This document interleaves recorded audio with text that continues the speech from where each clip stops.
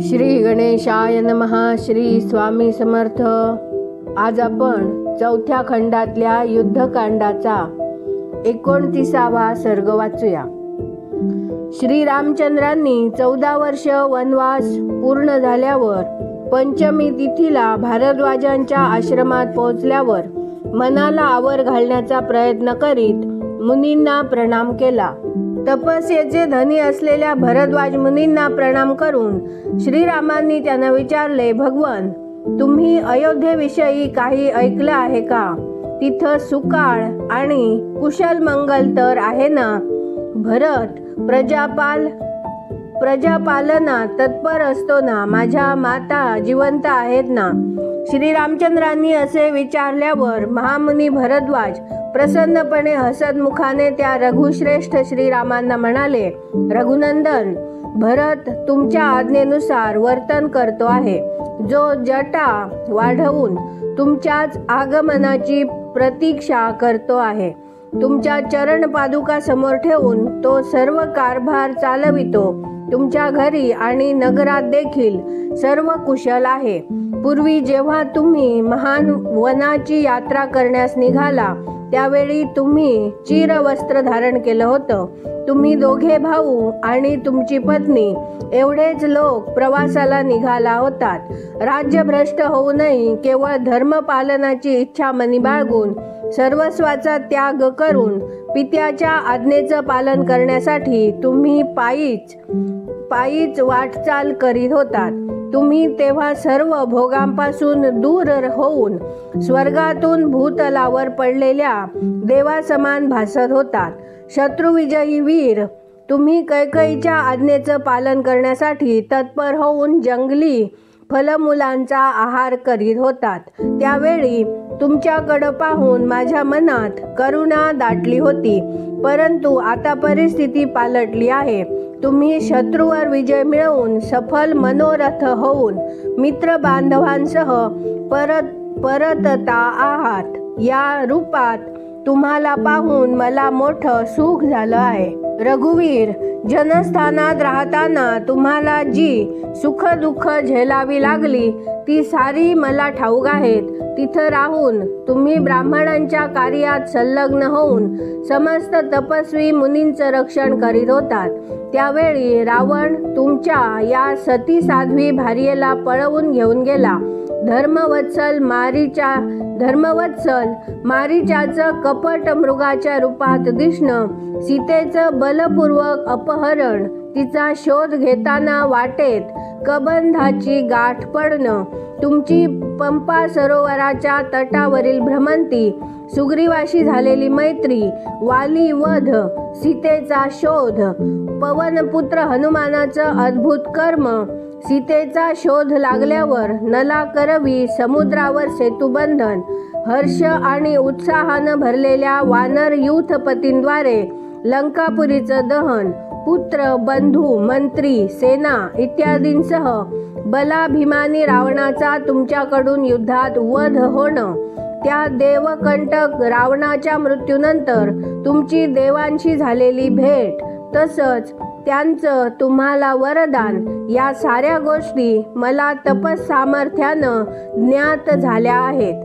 माझा प्रवृत्ती नामक शिष्य इथून अयोध्यापुरीला जात येत असतो. त्याच्याकडून मला सारी हकीकत कळते. शस्त्रधारकात श्रेष्ठ श्रीरामा, आज मीही तुम्हाला एक वर देऊ इच्छितो. तुम्हाला मागायचं ते मागा. आज माझं अर्घ्य आणि आतिथ्य स्वीकारा, मग उद्या सकाळी अयोध्येला परत जा. मुनींचे ते वचन ऐकून शिरोधैर्य मानून हर्षभरीत झालेले श्रीमान राजकुमार श्रीराम म्हणाले, ठीक तर. मग त्यांनी ऋषींना वर मागितला. ते म्हणाले, भगवन, इथून अयोध्येला जातेवेळी सर्व वृक्षांना ऋतुकाल नसूनही फळं लागावीत आणि ती सर्वच्या सर्व मधुधारा वर्षविणारी असावीत. त्यांना नाना प्रकारची खूपशी अमृतोपम सुगंधी फळं लागावीत. भरद्वाज म्हणाले, तथास्तु, तसंच होईल. त्यांच्या वाणीतून ते शब्द बाहेर पडताच तत्काळ तेथील सर्व स्वर्गीय वृक्षांप्रमाणे सर्व वृक्ष झाले. ज्यांना फळे नव्हती त्यांना फळे आली, ज्यांना फुले नव्हती ते फुलांनी बहरले. वटलेल्या झाडांनाही हिरवी हिरवी पालवी फुटली आणि सर्व वृक्ष मधुधारा वाहू लागले. अयोध्येला जाण्याचा जो मार्ग होता त्याच्या आसपास 3 योजनेपर्यंतचे वृक्ष असेच फळाफुलांना बहरून आले.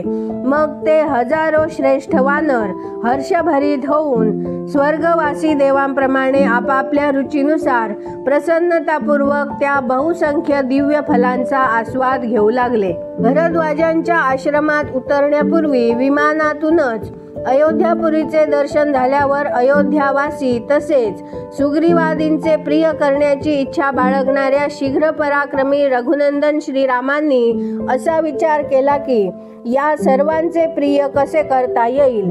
विचार करून तेजस्वी तसेच बुद्धिमान श्रीरामांनी वानरांकडे दृष्टिक्षेप करून वानरवीर हनुमानाला म्हटले, कपिश्रेष्ठ, तू सत्वर अयोध्येत जाऊन विचारपूस कर की राजभवनातले सारे लोक कुशल आहेत ना. शृंगवेरपुरात पोहोचल्यावर वनवासी निषादराज गुहालाही भेट आणि माझं कुशल वर्तमान कळीव.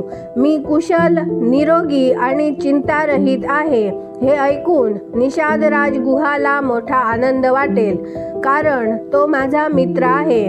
तो माझा बहिश्चर आत्माच आहे. निषादराज गुह प्रसन्न होऊन तुला अयोध्येचा मार्ग आणि भरताची हकीकत सांगेल. मग भरताकडे जाऊन तू माझ्यातर्फे त्याची ख्याली खुशाली विचार आणि त्याला सीता आणि लक्ष्मणासह मी सफल मनोरथ होऊन परततो आहे हे वृत्त कळीव. बलवान रावणाकडून सीतेचं झालेलं अपहरण, सुग्रीवाशी झालेली भेट, रणभूमीवर झालेला वालीवध, सीतेचा शोध, तू केलेलं समुद्रोल्लंघन आणि सीतेचा घेतलेला शोध, मग माझं समुद्र तटावर जाणं, सागरानं मला दिलेलं दर्शन, त्यावर बांधलेला सेतू, रावणवध, इंद्र, ब्रह्मा आणि वरुणांची भेट आणि त्यांनी दिलेलं वरदान आणि महादेवांच्या प्रसादानं पित्याचं घडलेलं दर्शन, हा सारा वृत्तांत त्याला सविस्तर ऐकीव. सौम्य, मग भरताला हेही सांग की श्रीराम शत्रूवर विजय मिळवून यशाचे धनी होऊन सफल मनोरथ होऊन राक्षसराज बिभीषण, वानरराज सुग्रीव तसंच अन्य महाबली मित्रांसह येत आहेत आणि प्रयागपर्यंत येऊन पोहोचले आहेत. हे सारं ऐकून भरताच्या चेहऱ्यावर जे भाव उमटतील तिकडं बारकाईनं ध्यान ठेव आणि समजून घे. त्यावरून भरताविषयी माझं कर्तव्य आणि मी त्याच्याशी कसं वागायला हवं याचाही अंदाज घे. तिथला सारा वृत्तांत आणि भरताच्या हालचाली तू यथार्थ रूपानं जाणून घे.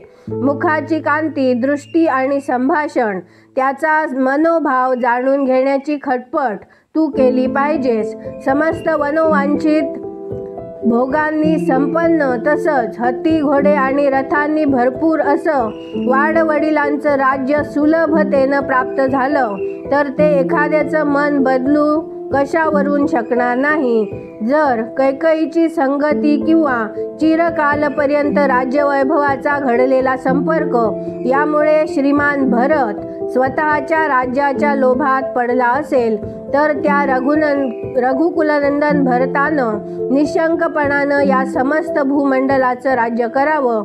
मला त्याचं काही वाटणार नाही. मी खुशाल तापसी बनून निघून जाईन. वानरवीर, तू भरताचे विचार आणि निश्चय जाणून घेऊन जोपर्यंत परत येत नाही तोपर्यंत आम्ही या आश्रमापासून दूर जात नाही, तोपर्यंत त्वरेनं परत ये. इथे 29वा सर्ग पूर्ण झाला. उद्या आपण 30वा सर्ग वाचूया. व्हिडिओ आवडल्यास व्हिडिओला लाईक, शेअर, सबस्क्राईब करा. बेल आयकॉन क्लिक करा म्हणजे आलेला प्रत्येक व्हिडिओ तुमच्यापर्यंत नक्की पोहोचेल. आणि कमेंटमध्ये जय श्रीराम लिहायला विसरू नका. धन्यवाद. जय जय श्रीराम.